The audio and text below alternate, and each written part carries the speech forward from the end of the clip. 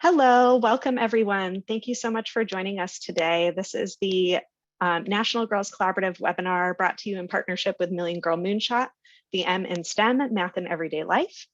We're happy to have you here with us, and we are just about to get started. As you enter in, feel free to use the chat box to introduce yourself. Let us know where you're joining from and your role or organization.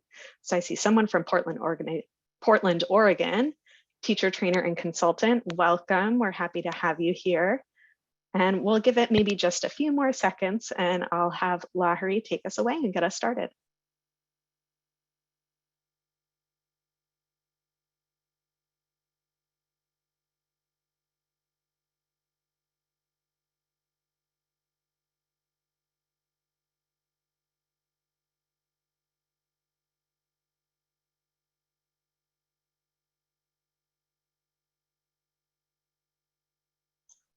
All right, I'm seeing folks from Northern Virginia, Illinois, Boise, Idaho, another Virginia person joining, Indiana, Montana. Fantastic. We've got folks from all over the place today. So thank you so much for joining us, and I will invite Lahari to get us started. Hello, everyone. Thank you for being here. Good morning, good afternoon, to all the different locations that are here represented here today. We are so excited to be here for the M in STEM, Math in Everyday Life. Like I said, my name is Lahari Chalasani, and I'm going to get started with an overview of the National Girls Collaborative Project. All right. So the vision of the National Girls Collaborative Project is to support and create science, technology, engineering, and mathematics, or STEM, experiences that are as diverse as the world we live in. And so to do this, we connect, create, and collaborate with a network of advocates to promote equity and transform STEM for girls and all youth. We also strive to maximize access to resources, strengthen the capacity of projects, programs, and partners, and create the tipping point for gender equity in STEM by using the leverage and collaboration of our network. So the National Girls Collaborative Project is an implementation partner with the Million Girls Moonshot, which seeks to inspire and prepare the next generation of innovators by engaging 1 million more girls in STEM learning opportunities throughout after school and summer programs. And with that, I'm just going to turn it back over to Marissa. Thank you, Lahari. So as you all know, today's webinar is focused on math and recognizing math in everyday life. So why are we focusing on math today? Well, research shows that women earn less than half of mathematics and statistics degrees, and this is especially low for Black, Latina, Hispanic, and Indigenous women.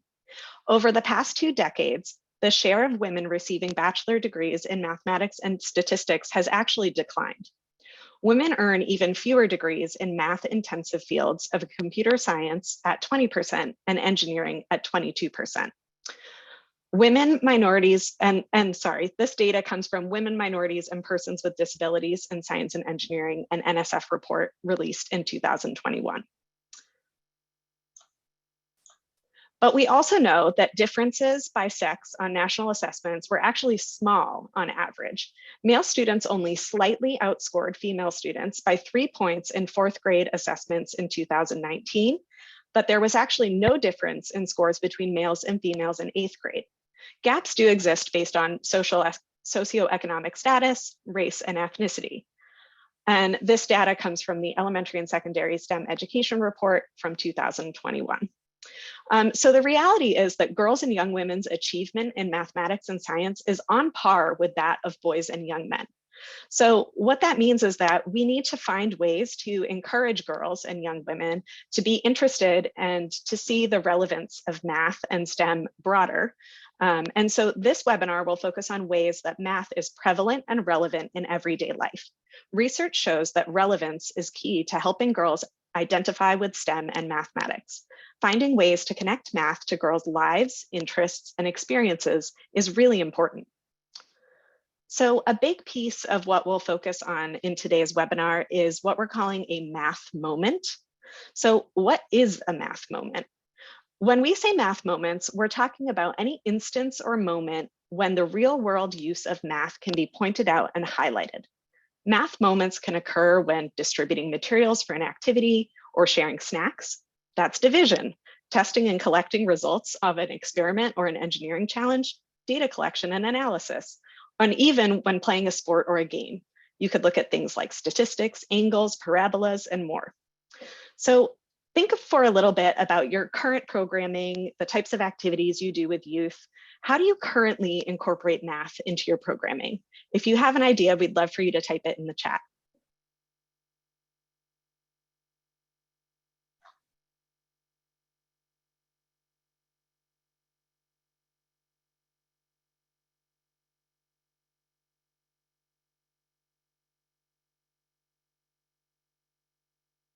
Grocery shopping. So either real life grocery shopping or even pretend play grocery shopping, right? Tallying up the cost of things, figuring out how much you might need. Any other examples folks are thinking of?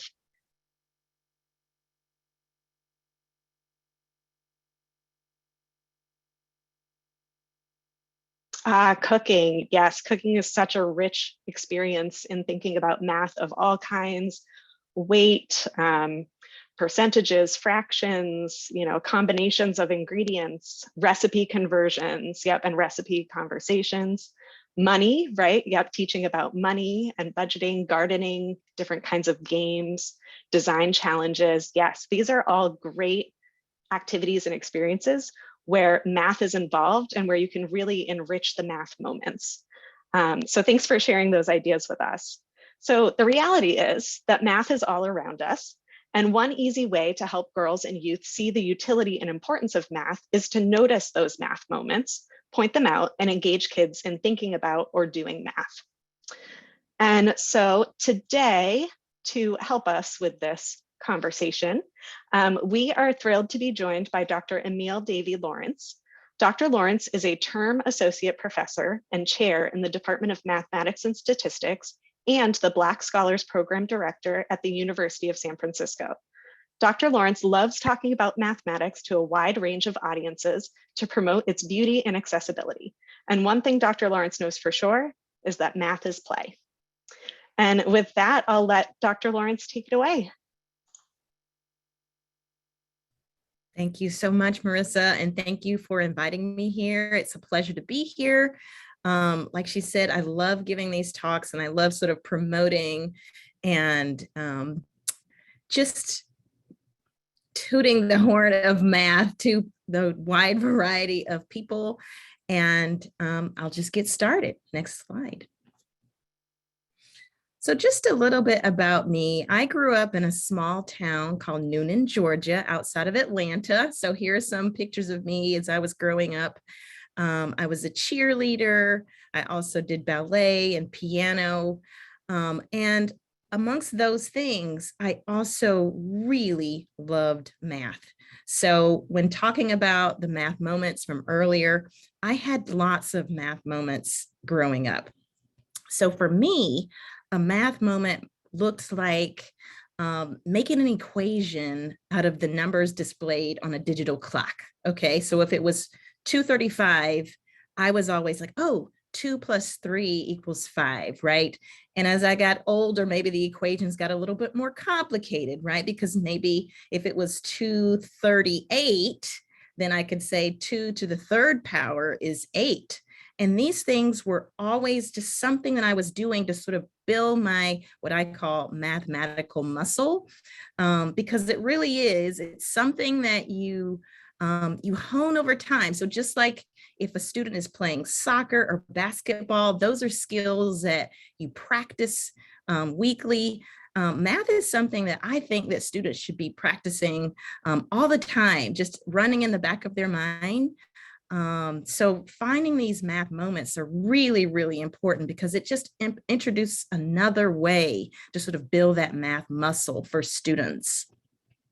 And another thing that I really, really loved about math is that it always seemed like a game to me. Okay, so, and in fact, it still does seem like a game to me. So we can go to the next slide. Oh, I guess the next slide is I'm going to tell you a little bit more about myself. So I went to Spelman College. That's a college in Atlanta. I majored in math and I minored in secondary education. I also did a postdoc at the University of California, Santa Barbara. I went to graduate school at the University of Georgia, where I got my PhD in math. And I've also held several faculty positions, one at Cal Poly Pomona, and the other is my current job at the University of San Francisco, where I teach mathematics and I'm the chair of the department here. Next slide. So what I was beginning to say before is that math always seemed like a game for me. So there are some math games that maybe come to mind. Sudoku is a popular one. 2048 or 2048 is we're trying to get powers of 2 there. And even card games like poker is a math game, because poker is all about probabilities. And if you're smart enough and you've got a good enough memory to count cards, you can really figure out the probability of the card that you need appearing next. So next slide. So I wanted to just pose the question to you. So what games do you have in your after school space that might utilize math? If you want to put that in the chat, that would be great.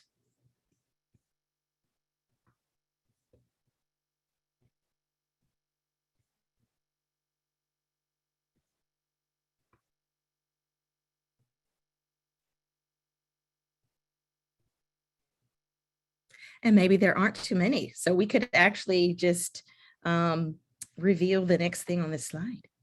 Neil, we actually have someone put phase 10. I see. Oh, Jack. here we go. Yeah. Yes. So I am not familiar with the game phase 10. Jacks, Chutes and Ladders, Monopoly, absolutely. Sudoku, Yahtzee. Monopoly is a really good one because if you're the banker, like someone said before, just games that involve money, making change, doing this type of arithmetic. My daughters like to play set online. Oh, goody, goody. We're going to be talking about that in just a little bit. Chess, of course. Trivia, board games, absolutely. These are all great examples. Phase 10 is a bit like Uno. So some other things that I had in mind. Some people are saying these. So chess. So they're games of strategy, like chess. Othello is a game that you play with black and white pegs. It's a game of strategy where you try to sort of trap the opposing player of the opposite color in. Mancala is a game that you go around the board and collect these marbles and deposit them into those little canals there. And there are also like spatial related games like Tetris is a really popular one. Tangrams, my children, I have 2 children myself, ages 7 and 8, and they really enjoy tangrams and other geometry and spatial games like that. Yeah, thank you for contributing to this discussion in the chat. I did not know this about Othello. Oh, yes, I do know. Oh, sorry, I did see that. Go. We also have Go at our house. This is a really popular game. It's even more intense than Othello, if you ask me. So one particular game that I love, and I actually play this with my college students as well as my kids, is the game of set. So set, I think a student probably even as young as 7 or 8 could get into this game. So I'm going to describe the game for you, and then we're going to play a little bit. So there's some people who are already familiar with this game. I'd love to see what you come up with, and I'm also happy to introduce it to others who have not seen it before. So the object of the game is to identify more sets than the other players. Usually 2 to 4 people play at a time. And so what is a set? So a set is 3 cards, which are either all the same or all different in each of the following categories. So there are 4 categories. The first category is shape. Okay, so as you can see here, I'm giving examples of the 3 different shapes that could occur on the cards. There's this thing that I call a squiggly, a diamond, and then a pill shape. All right, so those are the 3 different shapes. And also, There's the category of color. So the colors are green, purple, or red. There's the category of fill. So either those shapes will be solid filled or striped or no fill at all. And then finally, we have the category of number of objects. Either there will be 1, 2, or 3 objects on each card.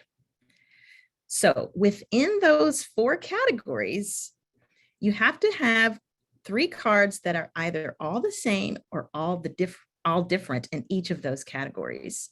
So I'm going to give you some examples of sets. So these 3 cards would make a set. Why? Because in the category of shape, they're all different. Color, they're all different. Fill, they're all different. But number of objects, they're all the same. So that's valid, right? They don't have to all be different in all categories. They could be different in some, same in others.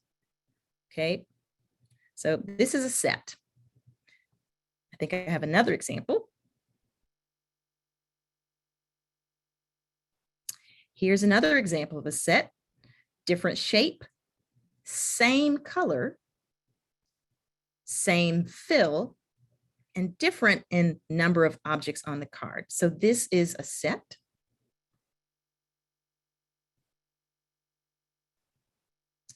And here's another example. Shape,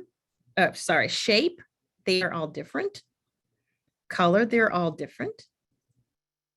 Fill, they're all different. And number, they're all different. So here's an example of a set. But I think the next one I have is a non-example. This is not a set. Can someone tell me why?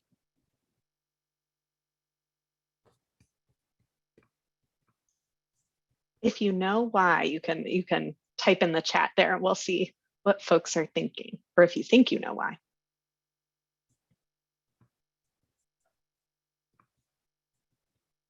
Two out of the 3 are same or different. Same, okay, yeah, same number, right? So same, 2 of those cards have the same number. The second and third card have the same number, but the first card only has 1. They either have to all be the same or all different in each category. So I'm seeing the correct answer there. If that first card had 2 striped green diamonds, it would be a set. Okay. So I thought maybe we could play together, and I've numbered the cards. So anybody find a set? And if you have a set, just put the numbers in the chat. So let's see what you come up with.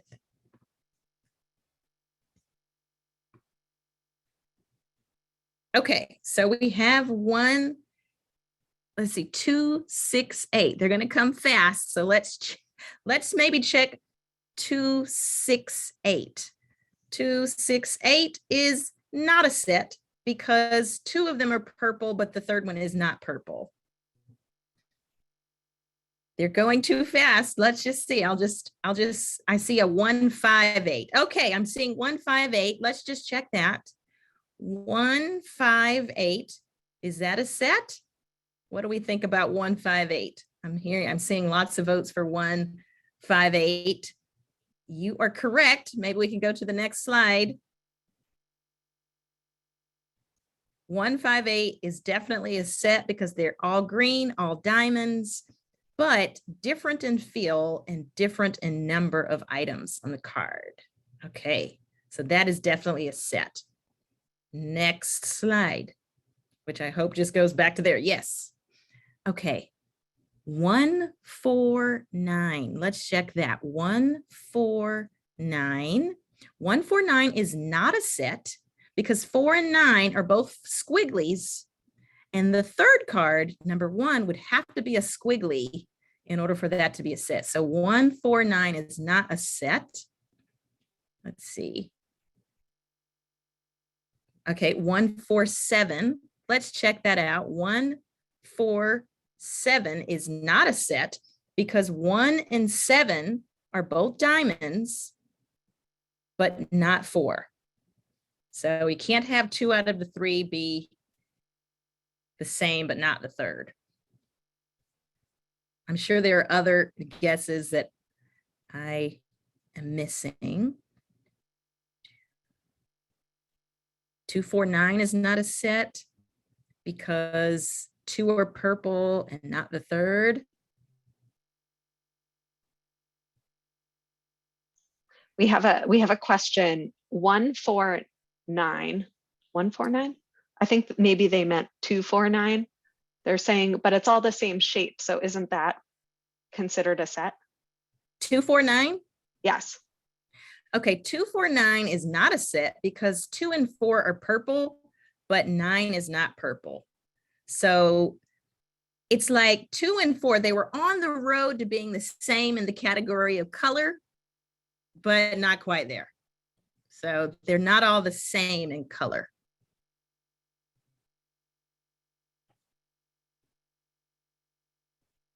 Shape is a category, but you have to be all the same or all different in all categories. Yeah. Must they have 2 variables the same? No, they do not. They could be all different in all categories. So no, they do not have to have 2 variables the same. Nope.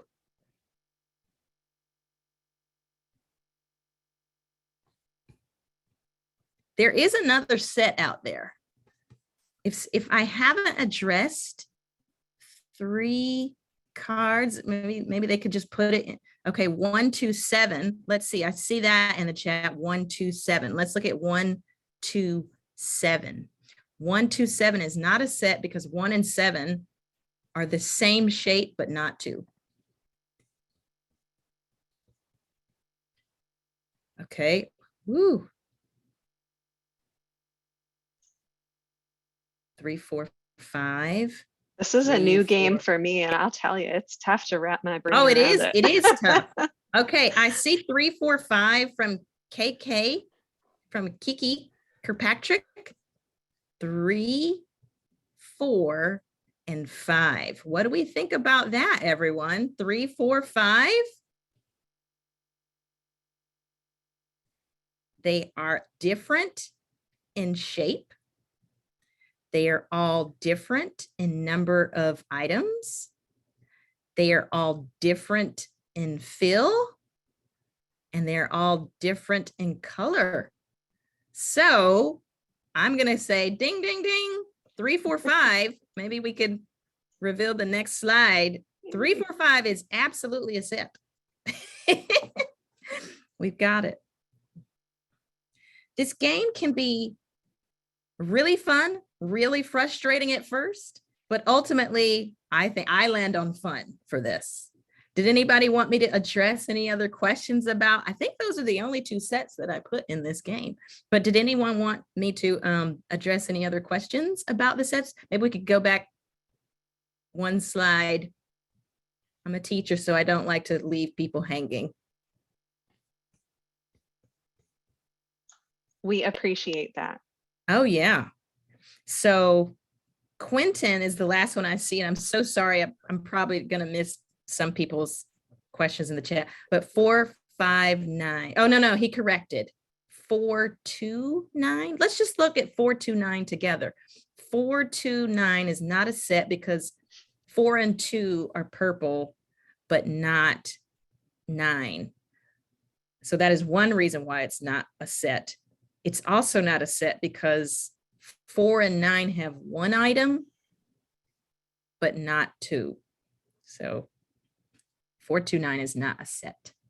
Right. And so you're trying to either get all of them or none of them of the categories, right? Yeah. Right. All or nothing. All or nothing, all the same or all different. Exactly. All or nothing. So we can go to the next slide now, I think. So what are the takeaways that I would like to present in this talk? math is more than this, right? So we have this like image in our head, and I don't know where we got it. Maybe it's from pop culture, and there's probably some truth to it. Maybe our own experience in high school or college, that math has to take up a whole board. And I say that as I have a board full of math right behind me, but it's more than that. Okay, so math is more than this. Math is fun. Math is strategy. Math is beauty. It's finding math and the math moments, even in small ways. And sure, we can go to the next slide. So how else can you bring math into your own programming? So I'm just offering a few suggestions. I do not run an after school program, so you know what is best for your students, but I thought of a few things. So maybe a Fibonacci sequence investigation. And I know your students are at different ages and levels, but the Fibonacci sequence is a very easy to understand and famous sequence. So I'm putting the sequence, the first few terms of that sequence on the slide. How am I getting these? So you start off with the number 1 and 1. So those are the first two numbers of the sequence. And then how do I get the next number? Well, it's just the sum of the previous two. So if you start off with 1 and 1, then the next number is 2, because 1 plus 1 is 2. Then if you add the next two numbers, 1 plus 2, you get 3, which is next in the sequence. 2 plus 3 is 5. 3 plus 5 is then 8, and so on and so forth. And we can go on like this for the rest of our lives. So that sequence actually appears in nature. So there's a connection between what is known as the golden ratio and this sequence. So the golden ratio, this might be sort of a advanced topic for some students, but it's 1 plus the square root of 5 over 2. Okay. And why is it called golden? So there is certain beauty or natural phenomenon which for which that ratio shows up. So on another day, at another time, we could talk more about that golden spiral that you see that lends itself from this Fibonacci sequence. And as you can see, that spiral shows up in flowers. There's the bottom of an acorn. There's a conch shell. Even, maybe this is a stretch, but even the Mona Lisa looks like maybe there's that shape being there. So if you're curious about this, maybe I would say you could email me another, like later after this, or you could Google around. I would suggest like even the kids could go out on their play yard or wherever they are and find things in nature for which this golden spiral appears. I think that could be fun. Next slide. And I'm also a really big fan with my own kids at home with STEM-based toys that just set out stuff for kids, you know, just put out a pile of Legos or a pile of zones. So those sticks and balls that you can see, that's not the best picture on the left, but with a bunch of sticks and balls, kids can just make things. I have a very complicated looking thing. This looks like some sort of, I don't know, it's maybe a few tetrahedron put together, but they could even start out by building some of the platonic solids like a cube, a tetrahedron. They could graduate up to a dodecahedron or icosahedron, just, you know, building things given certain tools. And that's all. Thank you so much for listening. Thank you for having me. Thank you. And I was noticing in the chat, some folks have already brought the Fibonacci sequence into their programming and have used that in collaboration with Earth Day programming and things like that. So I think this has inspired a lot of great ideas. And to sort of move us forward from where Emil has left us, She did a fantastic job kind of setting the scene for thinking about math in really playful ways, and thinking about games that we might already be playing and how we can really infuse sort of the math language and math talk into those games that we're already using. And so building off of that, you might be wondering how you can find more of those playful math moments in your time with youth and working with girls. And so we'll talk a little bit about that together now. So one way or strategy to do this is to start first with content that you really know and love, and that you know that the girls and kids in your program love too. So by starting with content that you're familiar with and that you really love teaching, it becomes easier to recognize and to capitalize on the math moments, because the rest of your programming or unit is kind of just flowing naturally, right? You feel comfortable with it, you're excited about it. So you can take a little bit more effort to notice those math moments, to find them yourself as you're preparing, and to write yourself little notes to point them out and to encourage youth to engage in them. So by starting in that way, you'll already feel positive, right, about encouraging more of this math conversation in the STEM program you're doing. And what that can do is help girls and youth, set the track to a positive path in terms of STEM and math specifically, and their identity development as someone who can do STEM and mathematics. So one example of this could be in making slime. Right? Slime definitely had a moment over the past few years. It was a really popular thing to do with elementary and middle school aged kids. And if you're still doing activities making slime with the youth in your program, you might want to consider some math moments. You could think about measurement, different units of measurement. How are you measuring things? Are you using units of volume? Are you using weight? You could think about your precision with measurement. What happens if we change our precision? What happens if we put a little too much or a little too less into the recipes that we're doing? Why is precision so important? Why do we follow these measurements? You could also consider data collection and analysis. What combinations of ingredients yield the stickiest slime? What combinations yield the stretchiest slime? How do you know? How are you tracking this information, right? You're writing down all of the different amounts of ingredients you're putting in, how you're combining those ingredients. You're tracking the results of that and analyzing it. You could even encourage kids to plot that out and see what the changes are in a more graphical representation.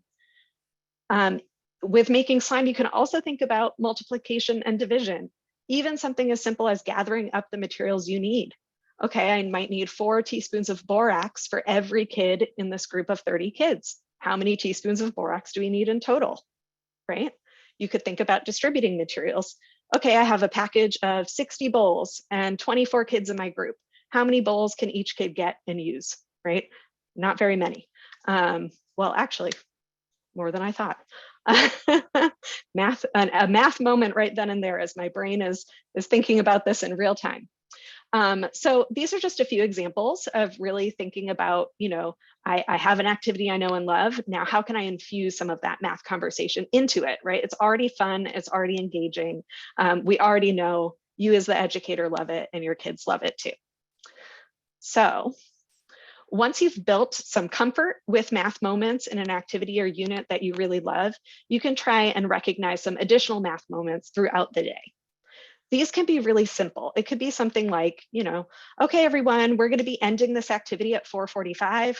It's currently 3:32. How much more time do we have to complete the activity? And challenging kids to do that math with you and to figure that out themselves, right? That's a really simple example. It could be something a little more complicated, right? Say you're doing some sort of engineering design challenge. Maybe youth are making water filters to determine a combination of filter materials that work best within a certain set of criteria and constraints, right? You could analyze sort of that type of lesson and find those math moments there. Maybe it's about combinations of materials similar to the game of set that we just played, or maybe it's about the data collection and analysis. And you can also think about incorporating math as part of an existing activity, as we talked about, rather than an add-on. When you're doing that and sort of infusing it into something that you're already doing that is already engaging youth, it can help youth to feel more comfortable with recognizing and engaging in math, and realize that math is in all aspects of life, and that it's not just during, quote unquote, math time, right? It really helps them to see that math is all around them. Our next one is around encouraging or even challenging youth themselves to recognize and call out those math moments related to their interests, lives, and experiences, right? If you have youth who are really excited and interested in sports, maybe encourage them to think about how is math happening in the sport that you're playing? Is it in scoring? Is it in the angles and different ways that the balls or the pucks or whatever it might be are moving around the field? Encourage them to notice those and to really think about the things that interest them and capitalize on that to have some really meaningful math-based conversations.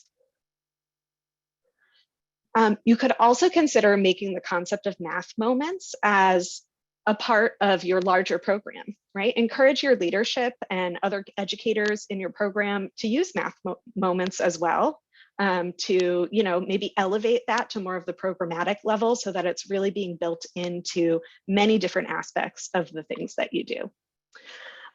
And finally, engaging with families, right? Encourage your families to engage in math moments. We talked a little bit earlier about cooking. That's something that most families do all the time in their homes and is a great way to encourage those math conversations with their kids. You could, if you send family newsletters, you could add a little math moment suggestion in the newsletter of a little activity or conversation they could have with their children. You could invite family members to help identify math moments that are relevant to their children's lives, cooking, cleaning, arts and crafts, shopping, and invite families to come in and maybe share those math moments with your broader program community. So there are lots of ways that math moments can be incorporated into things that you're already doing, and in lots of playful, fun ways that really help girls and youth see that not only is math important and all around us, but that it's also really a lot of fun. So remember that math moments, they can really be as big or as small as you're comfortable with. The important thing is that you're helping youth see that math is all around them every day and in lots of different ways. Linking math to areas of interest and to lived experiences, games, and toys can help girls and all youth see the relevance of math and to forge stronger identities as math and STEM people. And as I was talking, I saw a flurry of comments and questions and ideas coming through the chat. So I'm going to take a peek there, and I'm also going to see if any questions have come through, because we have entered our time for question and answer.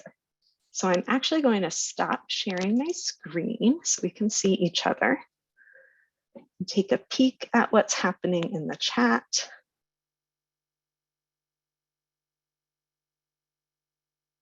Oh, some comments around the idea of mixing, cooking, or mixing ingredients for different recipes and things. Okay, I see a hand raised.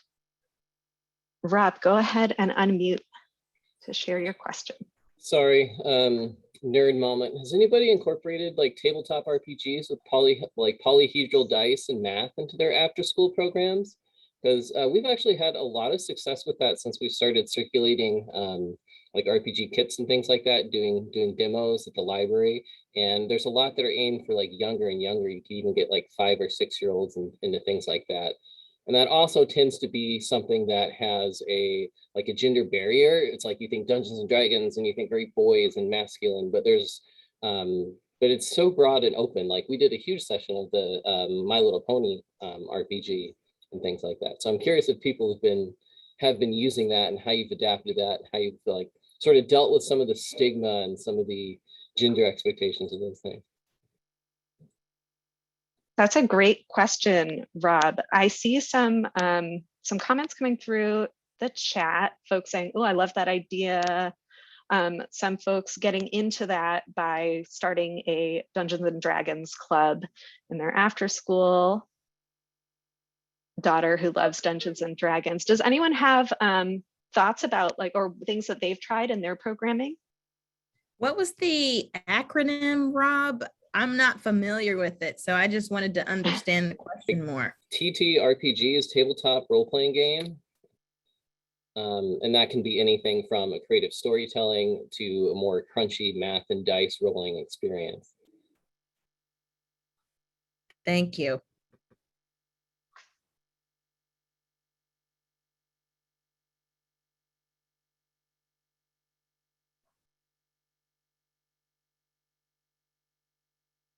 So we'll see if any ideas come through the chat, Rob. But I think you bring up a really important question. And as someone else said in the chat, kudos to you for thinking about sort of the gender divide that occurs in those types of games, right? And trying to think of creative ways to maybe break down those sort of stereotypes and barriers to get more kids involved in those types of games as well. And it does sound like some folks are initiating clubs and things like that in their own programming, but are maybe more at the beginnings of that effort.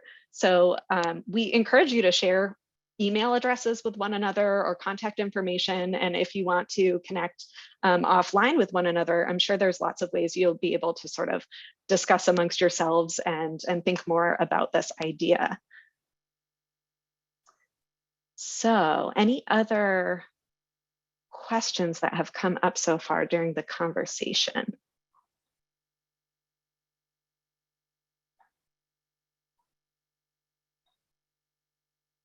Let's see. So I know one thing that I have run into my time when I was a teacher, and since that time as well, is that sometimes parents or caregivers may feel like they're just not a math person.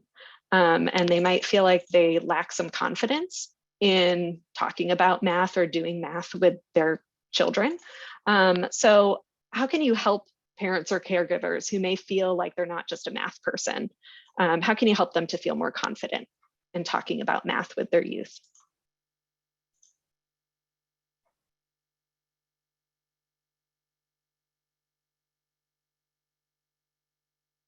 And I think, Emil, if you have any thoughts about that, we'll hear from you. And then I actually also see some great ideas coming through in the chat as well. I would just remind parents that you do know more math than your third grader. It may be a little bit rusty, but it's kind of like riding a bike, right? So you might be a little bit, shaky at first, but once you warm up, these things tend to come back to you. And I would just say, present things with confidence. Try to overcome these barriers or stigmas in your own mind that maybe you're not a math person, because really there are no such things as math people and non-math people. I think they're just people who like it more than others. That's fine, but we're all capable of doing these things, and maybe just remembering that this is something that is within your grasp. These are things that I have to tell my own students, weekly. You can do this. This is not with outside of your grasp.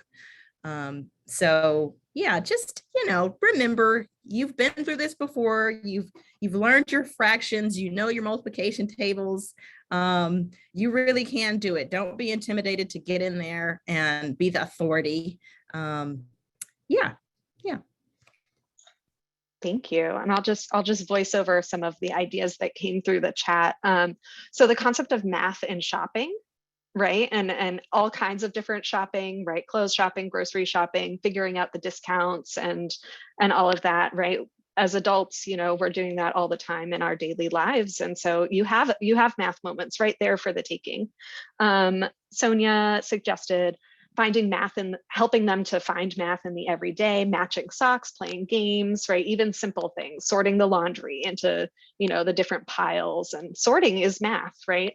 Helping them and ourselves realize that math and science is in everything we do.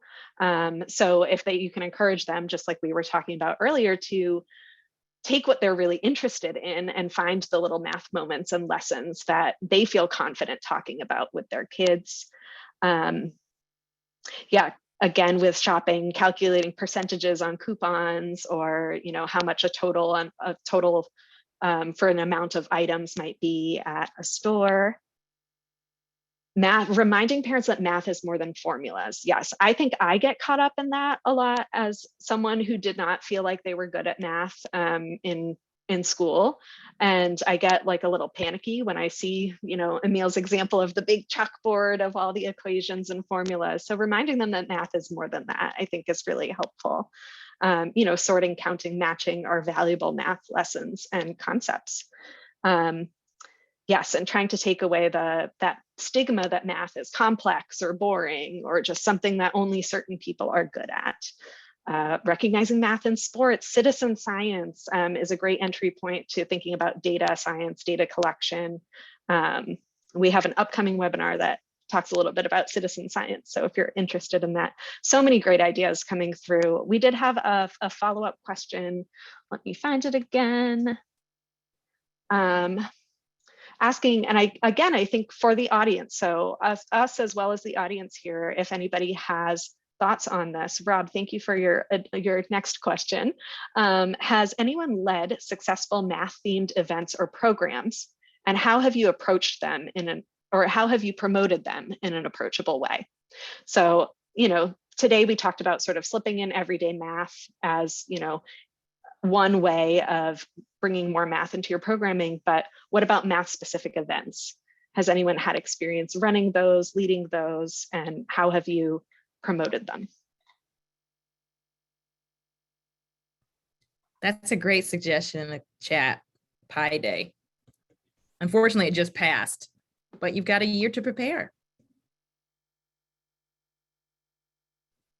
We did it a few years ago, and I gave them all equal amounts of pizza dough, and then we stretched out the dough into a circle and measured to see who could make the biggest pizza with the same amount of dough, and calculated the diameter and everything from that.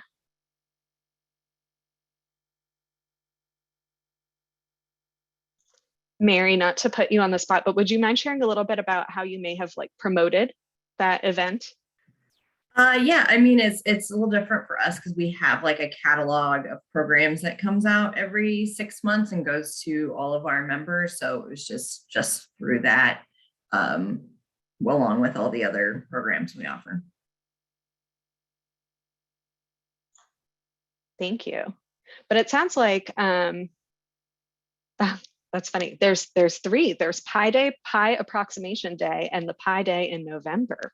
Interesting. I did not know that. But it sounds like maybe even just this concept of connecting a math night or a math celebration with an existing sort of day or celebration of something could be a good way to kind of drum up interest and excitement. There is I can think of, why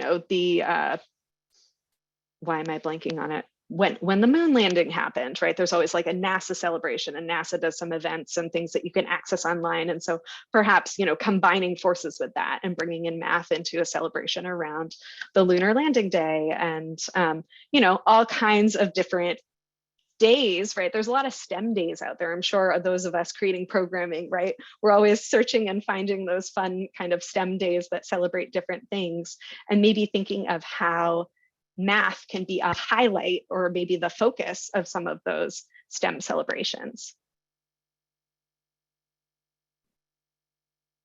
Einstein's birthday is Pi Day. Wow. I was just going to suggest maybe you could even find ways to work math into non-STEM days like Halloween, or, I don't know. I mean, it's already a built-in holiday. It's already a fun day. Maybe there's a way, and I haven't thought about this, but maybe there's a way to sort of do a math activity on Halloween, dividing candy up, or who knows? Yeah, that's a fun idea. Someone in the chat also said they had a carnival themed teen day, which didn't necessarily have an explicit math call out in the title and promotion, but it did inherently have a ton of math and statistics and analysis kind of in it. So that's even something where if that's already in your calendar of events, maybe to think of how to make it a little more explicit and to really bring the joy of math to the forefront in an event like that could be one way to really sort of up how math is being talked about and used and done in your programming. Holiday math, yes. For all the holidays, let's just make all the holidays math holidays. I love that idea. All right, any other questions coming up? Maybe some sort of election day. So someone mentioned math and citizen science, and I wasn't exactly sure what that meant, but I'm just guessing what it means. But you know, we have a big election one year, November. It could be used as an opportunity to talk about like how we vote and different voting methods. There are some really fun activities for kids that you could have them figure out the outcome of an election based on the way you count your votes, because I mean, there are different ways to count votes. So you could also use, you know, of course, there's the simplest majority method, but what happens if you do like ranked choice methods? And, you know, different methods could produce different results. And I think that that's a thing that I've done with middle schoolers. But it's a really interesting activity for kids to see the importance of choosing a voting method, and they can sort of decide what method they think is more fair, because different methods could give different outcomes. So just that's a really, yeah, that's an interesting idea. And just for the information of folks on the meeting with us, citizen science, and thanks Amani, she wrote this in the chat as well. Citizen science is when real research projects from researchers all around the world enlist the help of everyday citizens. So it could be children, could be adults, to collect data on the project that they're researching. So there's a lot of really fun citizen science projects that are out there that you could check out with the youth in your programming.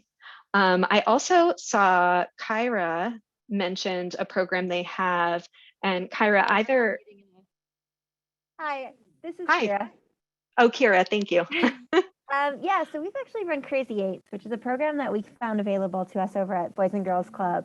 And it is completely math centered, but it's all games, and everything they give you, you can send home with the kids so they can do it again. And so it's things like give this giant target and hacky sacks and having them learn how to add together scores, and building like a catapult to see who can get the furthest and measuring how far they got. So we've actually run it. It's made for kids in elementary, but we've run it in elementary and middle, and the kids actually really enjoy it. They love it when we do it every year, and there's multiple different curriculums you can find. And they just added it so you can do it over the summer as well. So it's actually a program we've found a lot of success in as far as a math-based program that the kids actually like. We've struggled a lot with that, but that's one that they do. Thank you. That sounds like a really fun and engaging program. So it's good to know, and thank you for sharing a little more about the details with us. There's a question here asking, how do I encourage children to find math moments on their own so they can carry math moments outside of our center? And I would say one of the things is to sort of model it yourself first. So I know a lot of what we talked about today is about, you know, what you as an educator or program provider can do. And I do think that's important, because if you're showing that you're prioritizing or lifting up math in their everyday life, you're serving as a model for how to do that. And so hopefully kids will take that beyond. But I'm also seeing a suggestion here from Amani about math mapping. And I saw that math mapping came up earlier in the chat as well. Is there anyone who would be willing to unmute and talk a little bit about math mapping? I personally don't know about math mapping.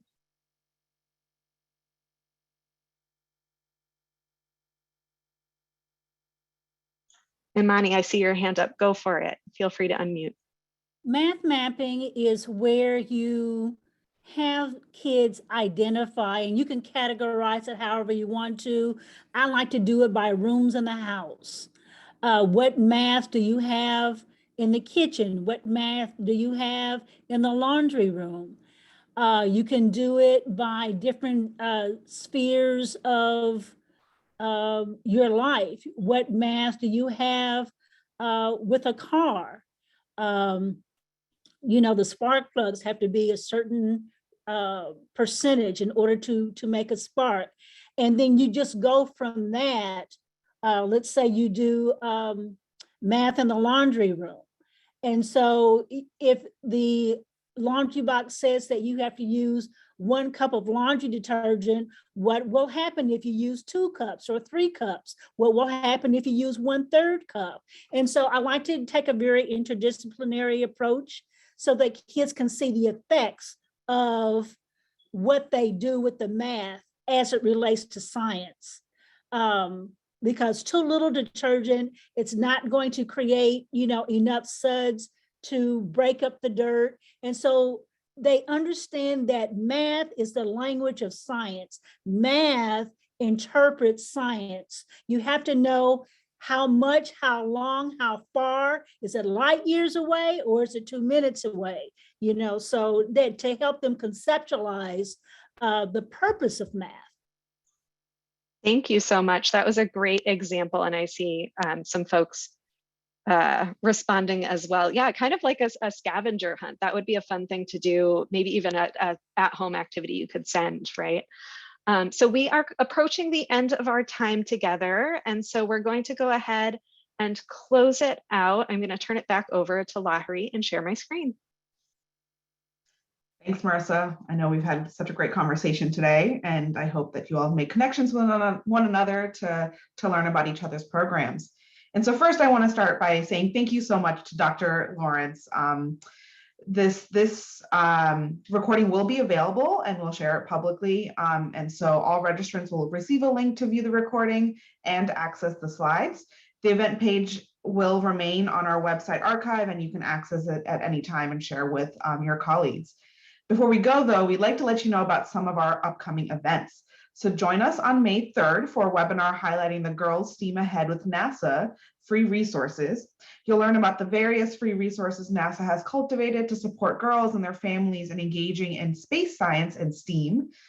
New resources in the collection will be highlighted. And then on May 17th, we'll host the webinar STEAM Resources for Libraries. This webinar will share resources and opportunities specifically designed to support libraries in bringing STEAM to their communities. Representatives from NASA's Universe of Learning, ViewSpace, the National Citizen and Community Science Library Network, and Leap into Science will be speaking.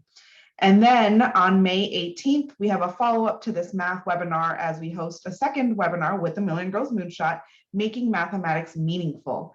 This webinar will focus on ways that math makes impact in the real world. We will be joined by AAAS, If Then Ambassador, and a practitioner to learn about the ways they connect math to meaningful real-world careers and contexts. And then we would also, well, I see that Marissa put in the chat a link to all of our events, so make sure to go ahead and register, get signed up for those. And then we'd also like to ask you to complete a brief survey about the webinar today. Please see the link in the chat.